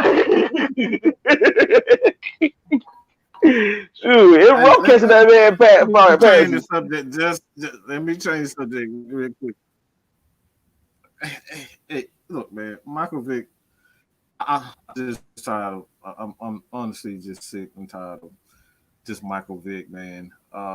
And people who just can't, like I said, people just can't keep out of the past. Like, that's the past. All right, we got past Joe Anderson, the Dirty Bird. We don't want to do the Dirty Bird no more. Okay, we want to make up a new dance. You know what I'm saying? Like, we got over that issue. All right, so a lot of people got over, you know, not Matt Ryan, but a lot of people have gotten over the 28-3 stuff. Like, it doesn't bother me like it used to. You know what I'm saying? And that only lasted, you know, a couple of months for me, maybe 1 month. You know what I'm saying? Because look, man, we were that close, but like it lasted a day for me. And it's kind of what I'm going with this. And I love this question right here, and because it goes into my next question. I'm gonna change it around just a little bit because Raheem Morris take Coach Quinn. These comments are moving so fast, man. If the Falcons end up firing it, look. See, this is another reason why I just like people, like I just take the time to think. And I really don't mean this. I don't really mean any harm when I say this. Like, really take your time to think about a lot of things before we really make those types of decisions off a whim. Morris, despite him being a DB coach, he's never won a thing. Why would you want a coach to be in charge of an entire team if he's never tasted any type of success? He's never done that. Raheem Morris has not won anything. Why do we continue to want guys who've never done a thing? Say it again. That's the thing that, like, I love Raheem Morris as the DB. And bro, like, I'm seriously, like, hey, this guy has never won anything, bro. Never. He ain't won a damn thing. He ain't won shit. He ain't Tom Brady. He ain't Dan Quinn. At least Dan Quinn got a taste of being a fucking champion. He was a part of a fucking champion. He's a part of a legendary head coach. A legendary head coach. At least he knows what it looks like. He's tasted that success. So why do we continue to disrespect Dan Quinn if he didn't get us to the damn Super Bowl? What a rookie defense. Think about that, people. A rookie defense filled with players with 1 year experience, 2 year experience. And he did exactly that. That's not an easy feat for a guy in his second year as a head coach. Second year as a head coach. And y'all trying to tell me that you want to replace him with fucking Raheem Morris? Think, people. Like this, like, do you take the time to really think about what you're saying? You to replace Dan Quinn, a head coach that has never done it. What he did was carry Mike Shanahan's bags. That's what he did. If you really want to get down to the nitty-gritty, that's what he did. He carried that man's bags, just All like right, his son let me say this, because carried his you daddy's saying that, bags. you saying this. Carried, and Let me say this, because I mean, I'm gonna piggyback what off you saying, because you know you mad Mike right now, but I'm gonna say this. This man here, if Falcon fans remember correctly, he was the head coach in Tampa. If y'all remember correctly. Now, if you remember this, how many times did we smack Tampa while he was down there? Multiple times. That should be your answer right there. How often have Raheem Morris can sit here and say he got a win over the Falcons as head coach? I mean, so that should be that right there should be your answer on why who you should take. You and Kev, go. Hey man, Kev, we all and Jew, man. We all know that Dan Quinn has proven himself. Oh, yeah. He's already proven himself. That's why I said last year when we started off 1-7 that he wasn't going to get fired, that the team was going to turn it around. And it's just like what Mike was saying. And this is what we really need to look at.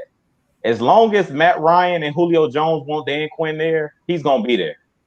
Because we don't realize how much pull Matt Ryan and Julio Jones has with Arthur Blank. Arthur Blank actually talks to his players. He's out there at training camp. He's out there on the field. He knows that Matt Ryan and Julio Jones are smart players.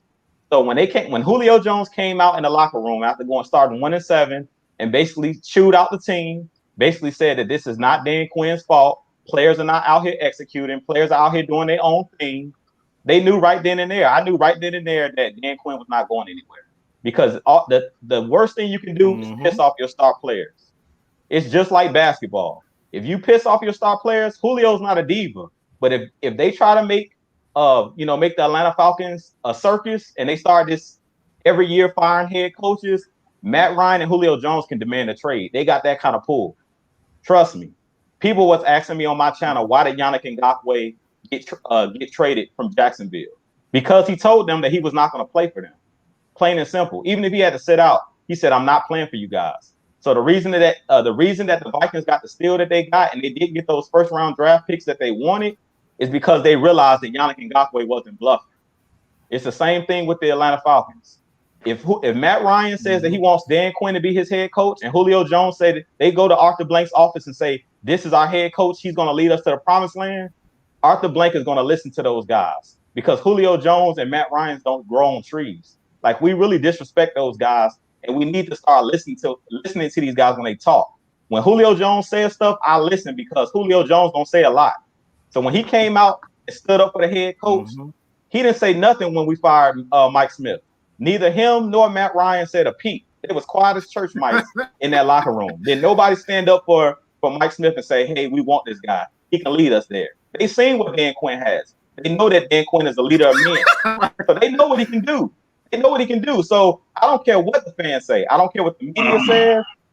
If Matt Ryan and Julio Jones say, hey, look, this is our guy. He's going to lead us to the promised land. I don't care what we think as fans. I don't care what the media says, because even the media last year on ESPN kept saying, every time we lost a game during that losing streak, Dan Quinn's on the hot seat. He's going to get fired. Dan Quinn's on the hot seat.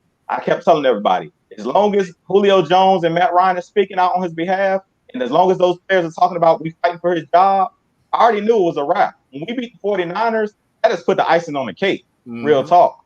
But the players have been saying all season long, we're fighting for his job. We're fighting for his job. But in the season 6-2, that was the writing on the wall right then and there. I don't care what Thomas Dimitroff, what Rich McKay was thinking. When they seen their star players, when Julio Jones came out and said what he said, that put the icing on the cake that, hey, look, we can't move on from this guy. We got to give him another chance because Julio Jones has spoken. He said guys are not, that Dan Quinn and the coaching staff are getting them prepared during the week, and the guys are just not executing out there on the field. Me and Mike talked about it. I talked about it last week. John Kaminsky said it recently in his media session this week, that players were out there hesitating. Guys were not out there playing full speed. And when you're out there hesitating, you're always a step slow. You got to go out there and play football, read and react. If you're out there thinking, you're a step too slow. Because quarterbacks now are too smart. When you're just sitting back playing cover three, they know where the gaps and where the holes are in the coverage. So it's easy. It's like you giving me the same test every week, and I know the answers to it. I'm gonna ace it every time, and that's pretty much what was happening to the Falcons last year. We made rookie quarterbacks and quarterbacks that was wet behind the ears, made them look like Hall of Famers. Marcus Mariota, prime example, came to Atlanta and threw for what? Dang near 400 yards passing, and he lost his job midway through the season. He couldn't even keep the game. Exactly. Please. Exactly. Please don't remind me, please. Just please. Exactly. That's why I'm going with it. That's why I'm going with it. Just please. He don't even want to hear it no more because it was disrespectful what they did to us. It was disrespectful what they did to us. Please. Yeah, man. Every time, bro, like that game pissed me off so much, bro. I just please, like, because it killed me. Because the crazy part about it, the week prior to that game, he looked like trash. The week after that game, he was on the bench. Like, I was like, dude, like, just no, just no. But against us, he looked like a Hall of Famer. Against us, he looked like a Hall of Famer. That's the crazy part. In Matt Ryan's regime, that's been an ongoing thing for his team. That's why I've been telling people, like to say it'd be Ryan's fault when we lose, and I'd be looking like, how? I said, because do y'all not see that we've let piss poor quarterbacks come in and look like all pros for 1 week? 1 week, they look like a complete all pro, throw for 400 yards, 3 touchdowns, no turnovers. They looking fantastic. And in the following week, they back looking like trash again. Like, I never understood it. Like I tell you all the time, Matt Ryan's career comebacks is good and it's bad. It's good because you know you had a quarterback that can actually close the deal and get you the win when you need it. It's bad because look how many times he have had to save our franchise from losses. Not to factor in the times that he actually brought the team back and took the lead, to watch your defense give it right back on the very last drive. Like, if you want to be honest, Ryan should have at least 50 comebacks in his career right now. But when you having people like Geno Smith walking downfield to get the game-winning field goal in the Georgia Dome on Monday Night Football, that's bad. Or you had a 21-point lead over in London, and by Smitty being conservative, you don't let Stafford and company hawk that lead down, and we lose the game 22-21. You know what I'm saying? Let's take it a step further. When you have Brian Hoyer in Cleveland, Matt Ryan takes the lead, you let Brian Hoyer walk down the field to get a game with a field goal against us at the Georgia Dome. Like, it's games like that comes to my mind, and I keep trying to tell folks, this is why we have not been successful. Our defense has not been able to make the necessary stops that need to be made. That's why I've been preaching defense for the longest, because you seen when we had a number one offense for a season, which was the 7th best offense in NFL history. We were Super Bowl bound, but the difference in us being Super Bowl bound and being Super Bowl champs, our defense was ranked 27th in the NFL. That don't bode well. Now, people talk about how the offense was last year. We was ranked 15th in the league. People don't understand that, yeah, we were ranked 15th, but we was the 3rd best passing offense in the NFL. That goes to show you how well Matt had played. So by us being the 3rd best passing offense in the NFL, but we were ranked 15th, that's a lack of production in the rushing attack. But the reason why we wasn't successful in more games is because our defense was down at the bottom of the barrel. So once again, offense scores points, defense win games, or offense sells tickets, and defense win championships. You need a defense. That's all I've been begging for the last decade plus. A defense. With that said, I want to kind of change up. Hold on, Kevin. I'm about to throw it at you. I'm about to change it up just a little bit. I want to throw it to you and just Big Low on this, man. It's the same. It's the same question, but just a little different. Knowing that we need a defense, how would you guys prefer this defense to be? Will it be more aggressive, play more man, play more zone? Like, how would you guys go? How would you guys kind of help turn around the defense, be more consistent? Can I start off? No, hold on, man. No. Go. No, Kevin, Dustin, and then June. First. You want to go? I'll let Lowe take it first. Mm-hmm. Oh yeah, definitely. I mean, go ahead. I think that well, first of all, it's like going back to, I just wanted to touch on the whole defense and Raheem Morris becoming the coach situation. Mm-hmm. A lot of people don't realize that just because you're a good defensive coordinator doesn't make you a good head coach, because there's so many things that go into coaching, clock management, depth chart decisions, just organizing practices, organizing training camp, all those things go into effect. Raheem Morris, he knows the X's and the O's, but why trash something that's already that's been working already whenever you got a team that's already following you and ready to run through a wall for you. Now, as far as that defense, Mike, to be honest with you, I think we need to just kind of keep everything the way that we're going. I really like this zone scheme that we're running. The only difference that I will make is that in situations, because sometimes our defense does get a little bit too vanilla. And I think that we need to learn how to make some adjustments. Like if it's a third down and long, just let those guys play man coverage and put those two safeties over the top. We don't need to get fancy, because y'all know just like I know, if you run that zone coverage, if somebody's running across the middle and they time it perfectly, they can just take it to the house on us. So, in cases like that, as far as the defense goes, I really like the scheme that we have, and I think I really like the way that we put the team together. But I think we just need to make some adjustments. I don't know if y'all noticed, but at those last 8 games last year after Raheem Morris took over, did y'all notice that we started blitzing a little bit more? Devondre Campbell was getting sacks, and quarterbacks. Whenever quarterbacks get pressure, and whenever quarterbacks don't know where the pressure is coming from, that's whenever you really have success. Ask the Blitzburg Steelers. They have these legendary defenses all these years. It's because they're bringing pressure from all over the place. Get a chance to put that quarterback on the ground. A quarterback with a clean jersey is a successful quarterback. We want to get his jersey dirty. Yeah. You said you brought up Raheem Morris and he took over. Let me reiterate real quick. First game as a defensive coordinator, 6 sacks, and I'm gonna leave it at that. 6 sacks, and then it's like what Mike was saying last week. That running game, man. Whenever you run, hold up. I'm that up just a little quick. He was as a coordinator, but let's make this clear.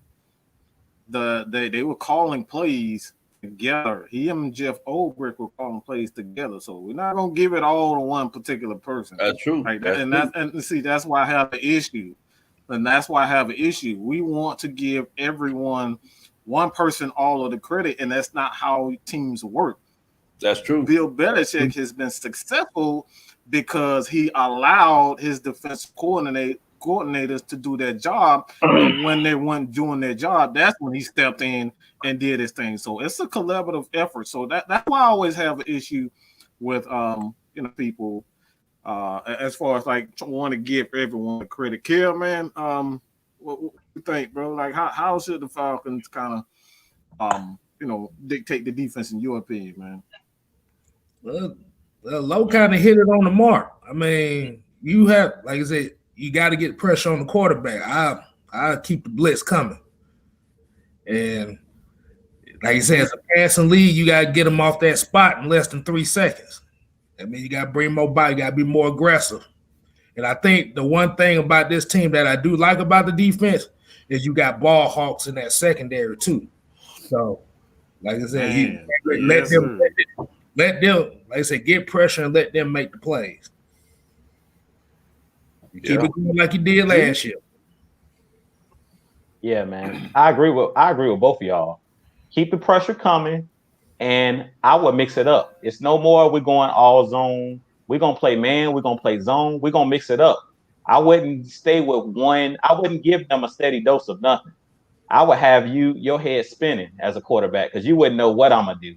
But I will be bringing pressure. Because one thing I like about Mike Zimmer and the Vikings, he keep that double A blitz coming, and he has quarterbacks thinking who's coming, and you got to keep, like we said, pressure on the quarterback. That's the reason why Marcus Mariota looked like a Hall of Famer against us. That's the reason that Jacoby Brissett looked like a Hall of Famer against us because we didn't get no pressure on them guys. When you let quarterbacks, when they're running routes, football is all about timing. Those routes are about timing. If you put your corners back up there and bump and run coverage, and you throw that timing off, a lot of those passes are going to be incomplete. A lot of passes are going to be overthrown because you throw that timing off. And in the division we playing right now with Tom Brady and with Drew Brees, that are statues back there, I would keep the pressure coming. Like they said, let's bring back blitz grits and let's blitz all day. Keep those quarterbacks thinking, man. Yeah, I would press up on these guys. I wouldn't play all of that zone because if you leave, you seen what happened in the Super Bowl. When you left those gaps in that cover 3, what did Tom Brady do? He gonna take the underneath routes all day long and pick us apart. He gonna take what you give him. So you gotta bring the pressure. You gotta keep them off balance. Like I wouldn't run all man. I wouldn't run all zone. I've seen teams running on half the field we running zone. On the other half the field we running man. Yeah, I would do all kind of things. Cover six. Yeah. So you don't know what's coming because if you continue to show the same thing over time, Tom Brady, the veteran quarterbacks, Tom Brady, Drew Brees, even if you do that the whole game where we're gonna blitz all game, eventually you're gonna get burned. Yeah. Matt Ryan was just talking about the Eagles game last year. They kept all out blitzing, zero blitz, zero blitz, zero blitz. What happened at the end of the game? They threw that zero blitz again, and we threw a screen pass, and it was wide open. All we needed was one clean block, and Julio was gone. So you can't blitz all day neither. You got to mix it up because quarterbacks are too smart. Offensive coordinators are too smart. Where if you're doing one thing, if you're giving them a steady dose of the same thing over and over again, they're going to figure you out. Exactly. So I would mix it up. And that's what I love about this defense is we have the versatility with the players that we have, like Deion Buchanan and those players. You can throw them in on third down, on third and longs. You can throw those good coverage linebackers out there, like Deion Buchanan. You can drop not Deion Jones, but Keanu Neal. You can drop him in as a linebacker and let them cover tight ends because really what killed us last year was Devondre Campbell. They knew on third down, look for Devondre Campbell. Whoever he's covering, we throwing the ball to him because he's going to be on one-on-one coverage and he's going to get exposed. That was the hot read. So we got to get these quarterbacks off their first read. That's another thing I realized last year. If you go back and look at tape, a lot of the times quarterbacks would look at that hot route, and whoever that hot route was, they would throw it right to him. The guy would be wide open pretty much every time. Yeah. So you got to take those first 2 looks away and make guys actually have to read our defense. And the way that you do that is you play bump and run coverage. You get up in their face. You bring guys in the box, and you don't even have to always blitz. You could just show pressure, bring everybody up to the line, and then drop out. You know what I'm saying? Man. You got to disguise. Hey, man, hold on, guys. I love where this question goes. This is Charlton Nash, and it kind of goes into what we were saying, man. That's the dream defense, the style of defense that you want to play, for the Falcons to play. Or it's not just the style, which area of the defense that you would like to see dominate? Man, I ain't gonna lie to you, man. It's like I always been wanting to see that defensive line. It's like ever since, back in the day with Archambault and Chuck Smith and all them boys, I just want to see a real dominant defensive line.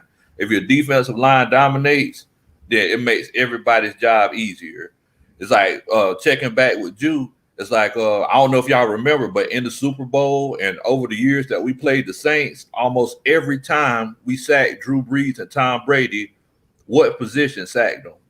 It was always pressure coming up that A gap, right? Inside. It was always inside because those guys, they're experienced. They know how to read the line. They know how to step up to avoid those defensive ends. I mean, every now and then a monkey might fall out of a tree and the defensive end might come and get Tom Brady or Drew Brees. But look, we need to bring some pressure up the middle. My dream defense is basically something that, they can adjust to the situation. You know what I'm saying? Let's fake some blitzes. Let's play cover. Let's play zone on this side and man on this side. You know, let's play some bump and run. Let's have a defensive line that gets after it. You know what I'm saying? And you know, with some active hands, not just holding people, not just titty bumping. I want to see somebody get past somebody and get to the quarterback, put the quarterback on the ground. Yes, sir. In the same vein. Let's go. Go ahead. I mean, Mike, I think you don't have this conversation on numerous occasions, but you said dream defense. Man, let me tell you, man. Now somebody mentioned, the steel curtain type defense. I'm gonna stay in that division because, man, if I could ever feel somewhat similar that Baltimore Ravens defense, man.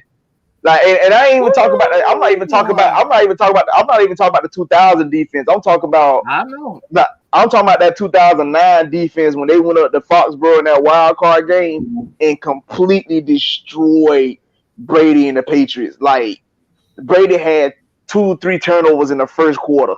Like, that's what I want to see. I want to see nothing but complete sheer dominance on the field. Like, when they step on the field, you immediately fear our defense. Like, boy, I don't think we're gonna get in the yards this drive. Like, that's what I want to see. That's my dream defense of being able to find. I mean, you ain't gonna find a duplicate of Ray Lewis. That's gonna be that was like a generation of talent. The leadership, the motivation, the playmaking. It's gonna be hard for you to find that him in the Ed Reed. But if you can get like some off-brand version of them, I still take that because, like, man, those guys were just so dominant that whole game. Just like you said, that front stuff the run, they create the rush. That the linebackers, you feared them. Your receivers and tight ends, it was like, I don't want to go across the middle because they sit up there. You had a safety in Ed Reed that was a ball hawk, so you would fear because you ain't want to throw the ball you ain't want to throw the ball any kind of way because it could go back for 6. Like, oh man, just the way how those guys played, man, it was just magical to watch. So if I could ever feel the defense like that, man, I would be one happy Falcon fan. Yeah, what's going on, man? Yeah, what's man. On your mind? Like, hey, I gotta have that defensive line. I gotta have the defensive line getting that pressure. Yeah, like they said, you got statues in our division, and if they got the pressure coming up the middle, they can't step and make them throws. You already know Drew Brees can't see over a fire hydrant, so. Their arm looking shaky too these days. Oh, that arm shot. That arm is dead. That arm looking weak, boy. Well, it's baby shit weak. Damn. I wasn't gonna go that low.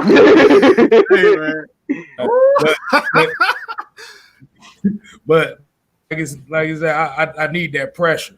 Like I said, pressure can make any defensive scheme you play look real good. Rather cover 3, cover 2, man.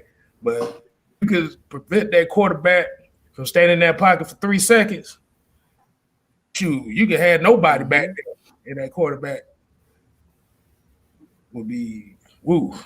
And like I said, you think about that 2000 Raven defense, like we said about it, Mike, about Tony Saragusa and them big boys they had up.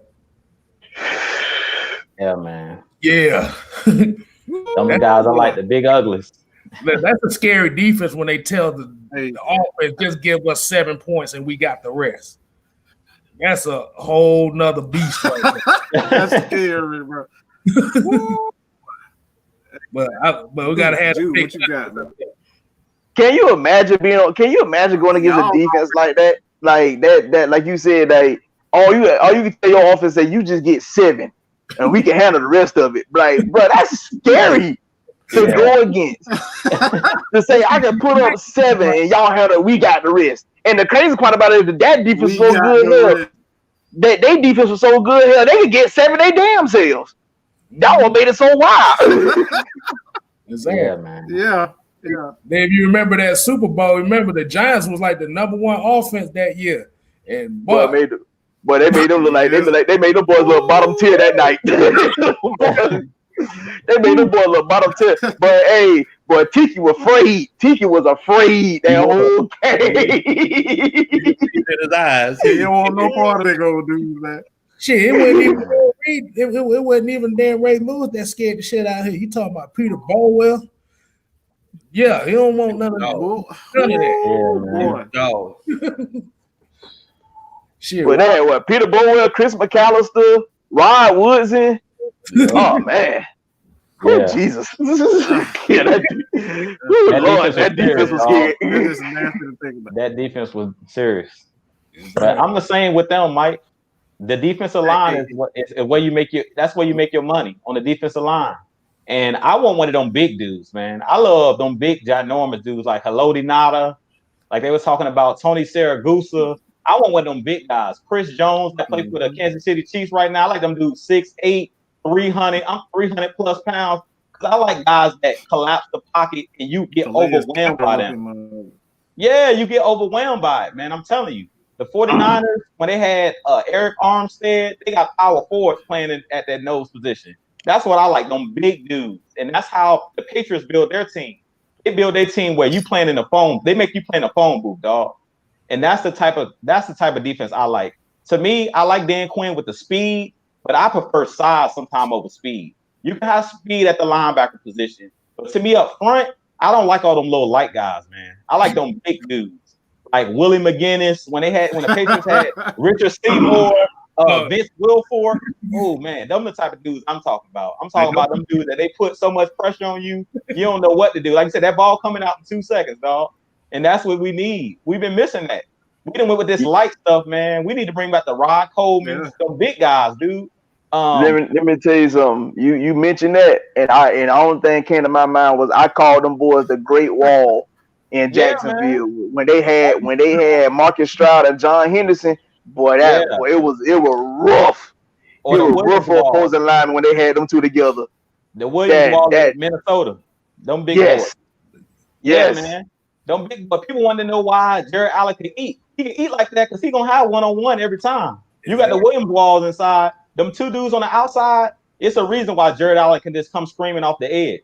Because when you got those big boys inside handling things, and then think about if Deion Jones really had a big dude like that in the middle. Yeah, you got Grady Jarrett, but if you put somebody inside like a Derek Brown, that was the reason I wanted Derek Brown. You put a huge dude on the inside next to Grady Jarrett. Just imagine what them dudes like Tack can do off the edge, like Dante Fowler. You can come screaming off the edge because that pocket's gonna get collapsed. To a lesser note, when we had Corey Peters, a lot of people sleep on Corey Peters. When he was here, he was a playmaker. I don't care what nobody said. When Corey Peters was here, he was a playmaker. He went to Arizona, and ever since he left, we ain't really had that nose position other than Grady Jarrett. But he's a smallish guy. He's more of a pass rusher that plays inside. Because Grady Jarrett, he basically goes off speed. If you watch Grady Jarrett on the inside, he always beats those guards with his speed. He has that lateral quickness, and he uses his hands with those swim moves to get inside. But I want one of them big dudes where you can't move off the point. Like you said, like a Marcus Stroud, one of them guys that you can't push. Like you couldn't push Haloti Nada out the hole. He was too big, and that's what I want. I want one of them guys where you can put 3 guys still in the hole. Oh, y'all forgetting one name too. And this was one of my favorite big guys. Grady Jackson. Big Ted Washington. Yeah, man. I thought you were about to say Grady Jackson. I already said Grady Jackson. That was obvious right there. I had to throw another one. But he said, that Ted was something like, you couldn't do nothing with Ted, man. Like Ted was something serious, bro. Ted, like you just give up. All right, just run around. Just run around his ass. You ain't pushing him out. You ain't pushing him out his spot. That's how I felt. That's how I felt about Grady Jackson. Like that man was pushing like 6'6", and he was in damn 3. He looked like he was pushing 4. So I mean, like I can imagine, like you try to have two guards, still trying to block that one dude. Well, it's like the shower curtain falling on you after shower. You ain't moving that shit right away. Hey, that's a lot of man to be pushing on, man. All day long. A lot of man to be leaning on you, Bo. All night long. That's a lot. Hey, that's the crazy part. He had to be 2-point conversion, man. 2-point conversion. He had to be that big. You mean he had to be that athletic? Everybody, this is what. This is where everybody's going to have their time to like. This is where everybody's going to have their time to shine. Oh, good gosh. Hey guys, having some technical issues. Yeah. There we go. We're going to the 2-point conversion, man. This is where everybody get their last shot in as far as the Falcons is concerned. We're gonna go with Big Low, then LT. We're gonna hit Ju, then Kevin, and I'll end. All right, thank you so much. First of all, I just want to thank everybody for listening with us tonight. I definitely enjoy everybody's passion for Atlanta Falcons football. Look, Atlanta Falcons Nation is going to be bringing y'all a lot of content. My homeboy Trav down there, he's going to be riding with us. ATL Alien Sports Zone. And look, we really got a lot of great things for y'all. I also want to give a shout out to a nonprofit foundation that's doing a lot of great things in the community right now. It's called Art in the Paint. Basically they're redoing basketball courts and, just providing some services for some of the youth in our community. I want to thank y'all once again for listening. Thank you so much. I guess I'm Nick. Hey, I would like to reiterate what he said. I appreciate you guys for tuning in. You'll be seeing me on the regular soon. We'll be starting my own show as well. But if you want to, if you have Twitter, you can follow me on Twitter. We're at wordplay_kid26. I basically talk sports. Most days I probably end up creating another account for just sports related and for my very own podcast. Before I end anything, Falcon fans, can we learn to support our team better than what we do? I understand we be upset a lot of times and these guys can't piss us off, but can we please be more supportive than what we is and stop with the asinine comments? I'm tired of seeing such and such as a choke artist, mainly Matt Ryan a choke artist. I'm gonna go out and say it. I don't understand why y'all say that. That's very false. If I do film and study, that's very false about that man's name. Let's be more supportive of our quarterback and our team so we can finally get that capture that glory that we all been desperately wanting, which is a Super Bowl championship. Please, let's be more supportive. I don't want to see that toxic experience I saw on social media last year after every loss. Y'all adding football players and talking about how bad they is. Let's stop that now. Please. Let's put an end to that. Juju. Yeah, man. I want to thank y'all for watching. As always, we're going to be bringing y'all great content here, man. Atlanta Falcons Nation, they're getting ready to start their show. We here every Friday night at 8 p.m. Y'all continue to tune in. You guys definitely go hit that subscribe button on Jew Talk Sports on my channel, Mad Mike Sports. Y'all continue to hit that subscribe button. But he said it right, man. The season's about to start, but what I want us to do is just ride and die with our team. Just be ride or die. One thing I always talk about hating the Cowboy fans and all of the, the Steeler fans, but when they're 0-12, they ride or die. So as Falcons fans, we got to be ride or die, man. We already can't go to the stadium this year in September. So let's be ride or die, man. I'm so tired of turning on the Falcons game. It's some games where we're at home and I can hear the opposing fans in our stadium. That's sad, man. When they take over our stadium, but we got a brand new stadium. So we should be packing that thing out. As much as I hate the Saints, one thing I can say is they fans are ride or die, man. They're there every Sunday packing it out. So we got to do the same thing for our squad, man. That's the reason we don't get the credit that we deserve because they call us fair weather fans. When the Falcons are winning, everybody's packing out the stadium. When the Falcons are losing, everybody need to be traded. Our Dan Quinn. And it's just like, what have you done for me lately type situation. How about we just ride or die for our squad? How about we be the real Falcons Nation? That's the reason me, Mad Mike, Maggie, all of us. That's the reason we're making this positive Atlanta Falcons content, because we got to support our team and we got to put the true facts out there. There's so much stuff in the media about Matt Ryan, about all of our players, Julio Jones. We got to put the real information out there and do your research, as LT was talking about. I don't really care what take you take on my channel. You can come and say whatever you want to say, but what I say is bring some backup research with it. If you want Mohamed Sanu back, I didn't get to talk about Mohamed Sanu when y'all was weighing in on it. But if you want to check it out, go to my channel. I talked about Mohamed Sanu. And I guess I'm the black sheep because I said, I don't care if we bring back Mohamed Sanu. My thing is, what is the reason why you're bringing him back? Are you bringing him back because the other receivers we have can't block? Because it's important as a wide receiver to be able to block in the run game. So Mohamed Sanu was a hell of a blocker. So if you bringing somebody back to be a blocker and to move the chains on third down like a tight end in the slot, I'll bring Mohamed Sanu back. But you got to have reasons and facts behind what you say. And I think that's the biggest issue I see with Falcons fans. We want to say, cut this player, get rid of this player, bring in that player. But what's your reasons behind it? If you think the player can add something to the team and be an asset to the team, I don't care. Bring your tape. But don't just say, let's sign this player and have no reasons or no facts to back up or no research to back up what you're saying. So, like I said, man, let's support our team, man. It's a new year. It's 2020. And our Falcons are ready to go. We got the new uniforms. I've seen everybody been buying the new jerseys. I'm about to go ahead and buy one of my new, one of the new jerseys. But let's ride or die with our team, man. I don't want to turn on social media and see one of the jerseys already being burned. Come on, man. Let's really support the team. And let's not be up here trolling these players. Let these players do them.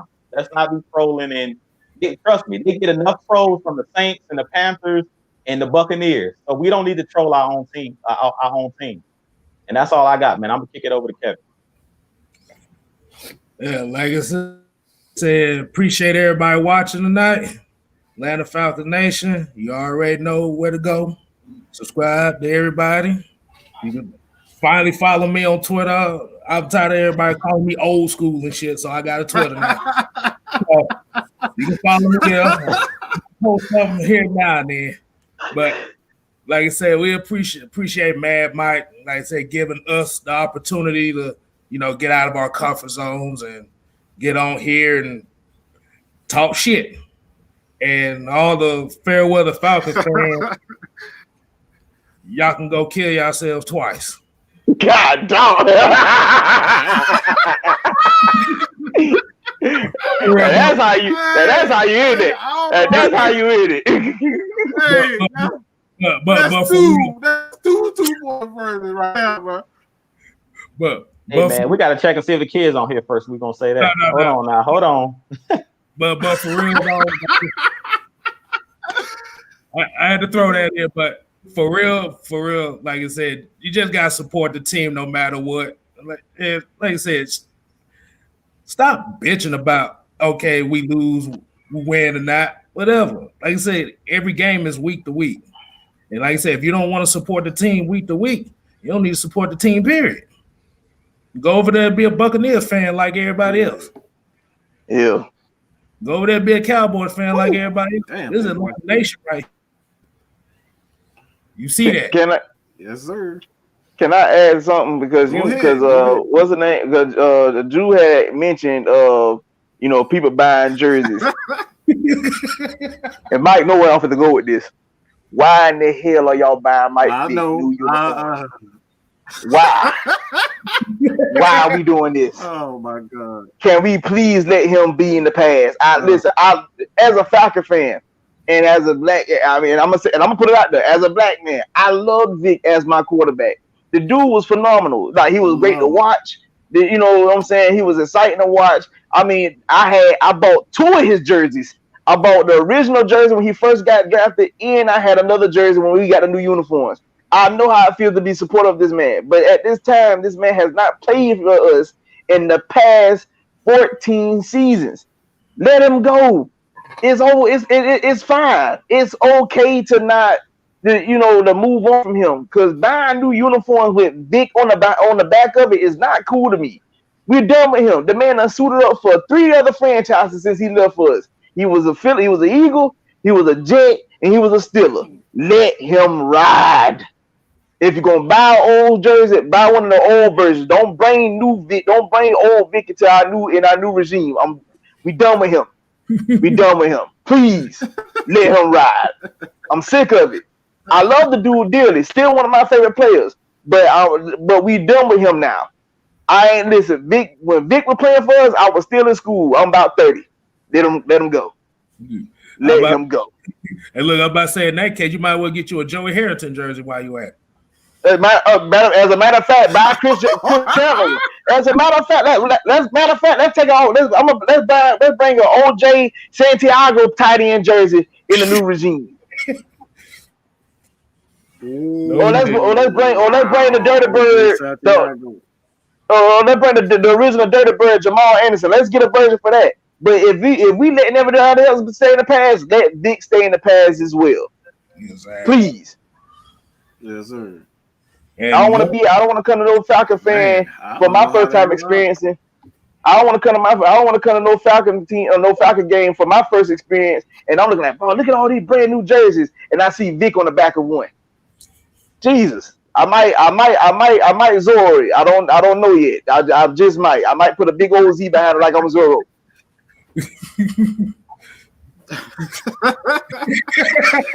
Hey man, damn. Shit, I can't. Y'all killed the end of that shit. I'm just gonna put my damn channel.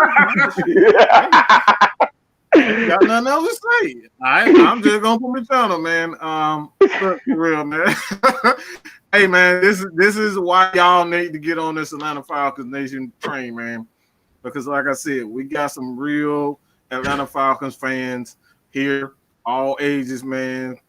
You know what I'm saying? And these are the guys that are handpicked with knowledge. We're talking about knowledge, all right? Knowledgeable. If you want to be educated, if you want the truth and the facts, and you tired of the goddamn bull crap from ESPN and all these other media outlets, even inside of Georgia,